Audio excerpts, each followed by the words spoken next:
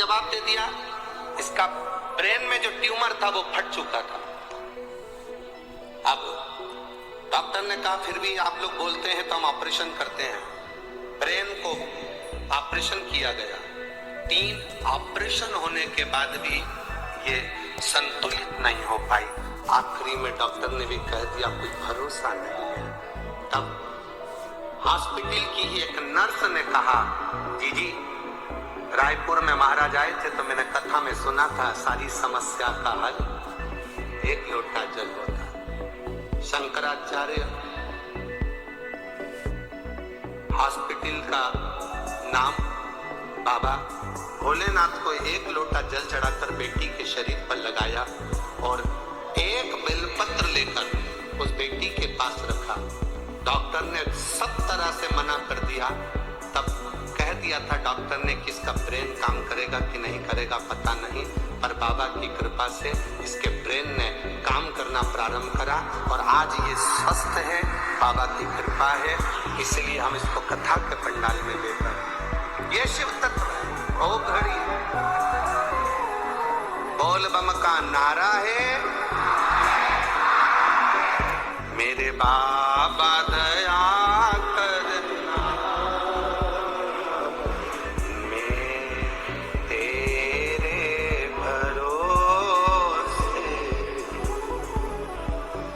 मेरे बाबा दया करना,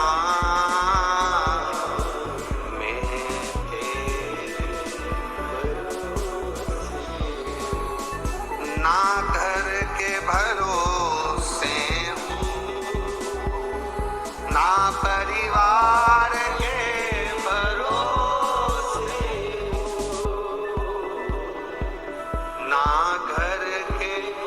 बच्चे को लिया बच्चे को, बच्ची आई है भतीजी आपके यहाँ, लिया मेरे बाबा दया करना,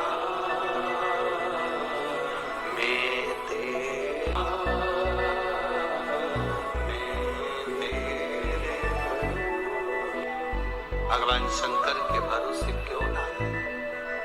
हमारा विश्वास जितना दृढ़ होता है, हमारा भरोसा जितना दृढ़ होता है, हमारी भक्ति जितने दृढ़ होती है, भगवान शिव उतना हम पर कृपा करते हैं, हम पर। ये शिव तत्व है। बहुत बड़ी ऐसा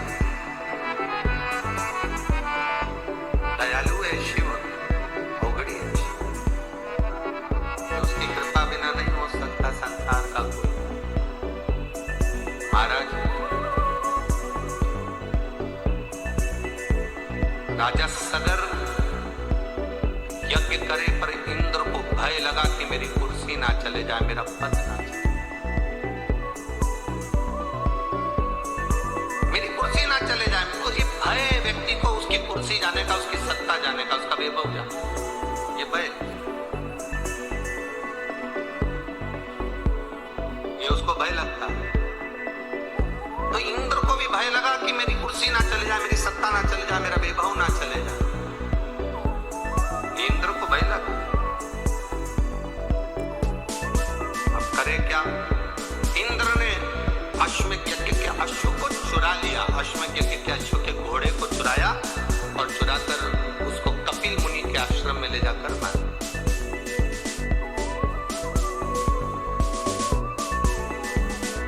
जब कपिल मुनि के आश्रम में ले जाकर बांधा,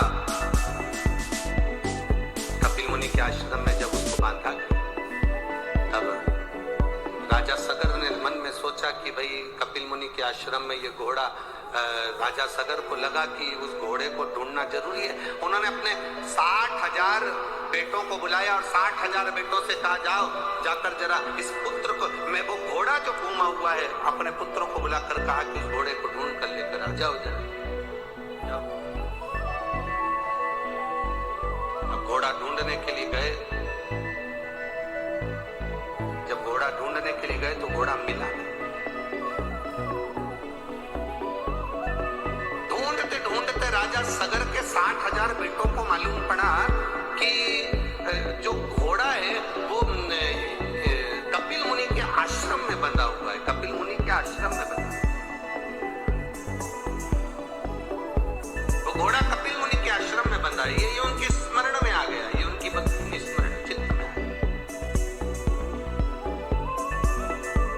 अब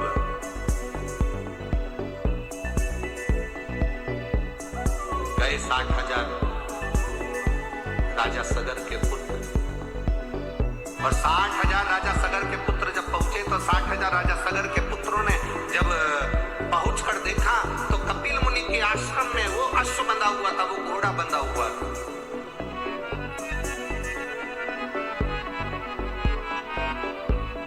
राजा सगर के 60,000 बेटों ने कह दिया ये कपिल मुनि तो चोर है। उनको नहीं मालूम कि इंद्र ने घोड़ा उठाकर राजा कपिल मुनि के आश्रम में इंद्र बांध कर आ गए। ये उनको भान नहीं हुआ, उनके स्मरण में नहीं आया, उनके चित्त में नहीं आया, उनकी वृत्ति में नहीं आया,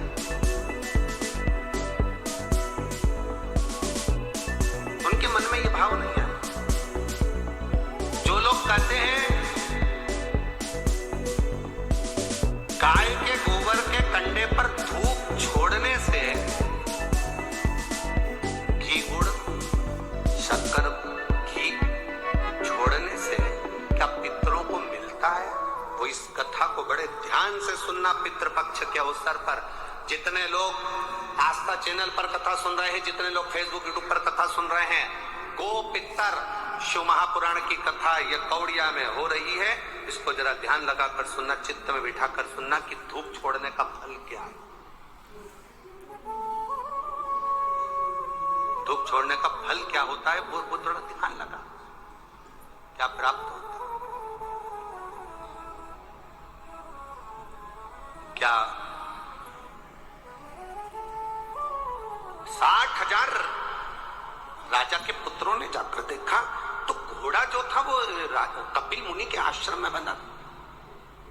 सबने कहा यहाँ कपिल मुनि का आश्रम में चले जाओ चले जाओ, पर जब व्यक्ति के भीतर अहम उत्पन्न हो जाता है, अरे कपिल मुनि होंगे अपनी जगह पर, ऋषिवर होंगे अपनी जगह पर, एक गुरु का ये काम होता है घोड़े को चुरा लेना, एक गुरु का ये काम है कि अश्व को चुरा लेना, ये अच्छी बात नहीं है, ये श्रेष्ठता नहीं।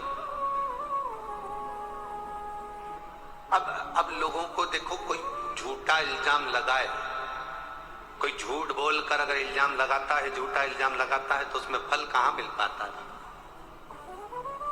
लगाया गया झूठा इल्जाम, कपिल मुनि के नेत्र खुले और 60,000 राजा सगर के 60,000 पुत्र एक दृष्टि से जलकर भस्म हो।